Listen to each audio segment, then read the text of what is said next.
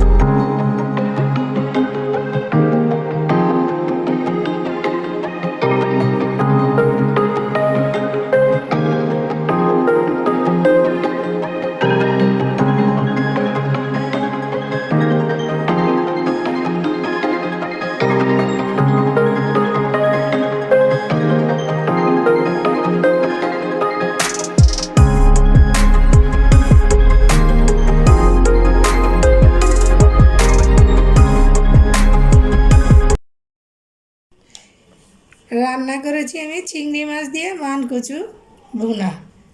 এই যে দেখুন, এইভাবে ভুনা করে আপনারা ট্রাই করে দেখতে পারেন, খেয়ে গলাতে কোনো সমস্যাই হয় না। এটা কি একটু জোশ করতে হয়, ভালো করে রান্না করতে হয় মানকচুটাকে। ভালো লাগবে ইনশাল্লাহ। আবার ফিরে আসবো। আসসালামু আলাইকুম, আল্লাহ হাফেজ।